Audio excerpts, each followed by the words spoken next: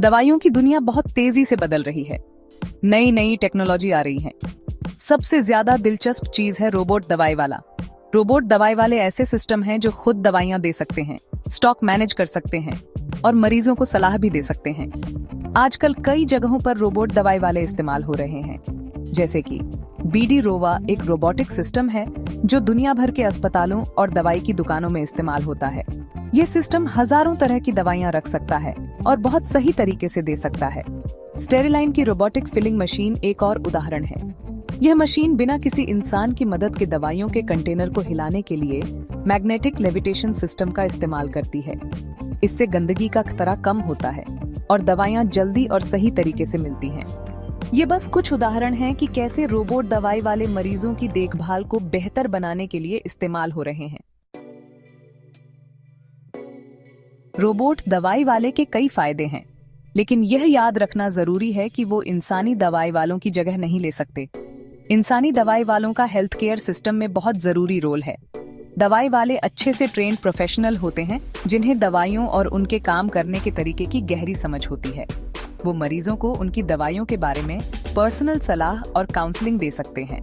वो दवाइयों के रिएक्शन और साइड इफेक्ट भी बता सकते हैं।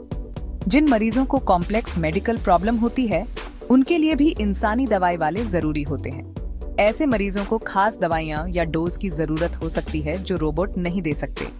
इन मामलों में मरीज की सुरक्षा के लिए इंसानी दवाई वाले की समझदारी बहुत जरूरी है। रोबोट दवाई वाले का आना सिर्फ एक उदाहरण है कि कैसे टेक्नोलॉजी दवाई के क्षेत्र को बदल रही है।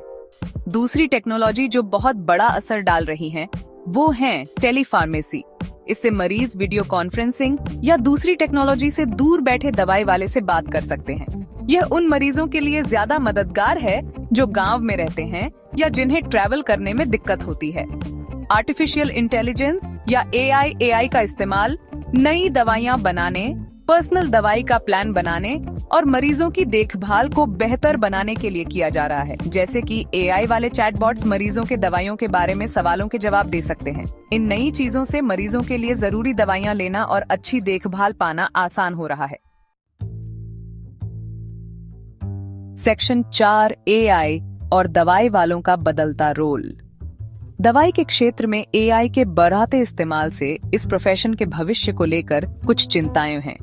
कुछ लोगों को डर है कि AI आगे चलकर इंसानी दवाई वालों की जगह ले लेगा, लेकिन ज्यादातर एक्सपर्ट्स का मानना है कि AI दवाई वालों की जगह लेने के बजाय उनके काम को और बेहतर बनाएगा।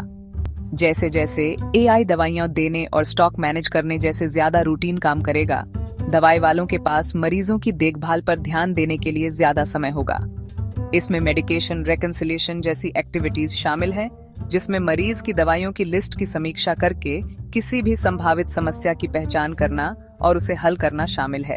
पेशेंट एजुकेशन एक और जरूरी क्षेत्र है, जहां दवाई वाले मरीजों को उनकी दवाइयों के बारे में जानकारी दे सकते हैं, जिसमें उन्हें सुरक्षित और प्रभावी ढंग से कैसे लेना है यह भी शामिल है। इसके अलावा मेडिकेशन थेरेपी मैनेजमेंट में मरीजों के साथ मिलकर एक पर्सनलाइज्ड मेडिकेशन प्लान तैयार करना और उसे लागू करना शामिल है। इन नए रोल को अपनाकर दवाई वाले यह सुनिश्चित कर सकते हैं कि वे हेल्थ केयर टीम के जरूरी सदस्य बने रहें। सेक्शन 5 बेहतरीन हेल्थ केयर के लिए मिलकर काम करना। भविष्य में रोबोट और इंसान मिलकर दवाई के क्षेत्र में काम करेंगे। रोबोट कामों को ऑटोमेट करने और एफिशिएंसी बढ़ाने में जरूरी रोल निभाते रहेंगे, लेकिन पर्सनलाइज्ड केयर और एक्सपर्टीज के लिए इंसानी दवाई वाले जरूरी रहेंगे। साथ मिलकर काम करके रोबोट और इंसान एक ऐसा हेल्थ केयर सिस्टम बना सकते हैं जो एफिशिएंट और इफेक्टिव दोनों हो। इससे मरीजों के लिए बेहतर रिजल्ट मिलेंगे।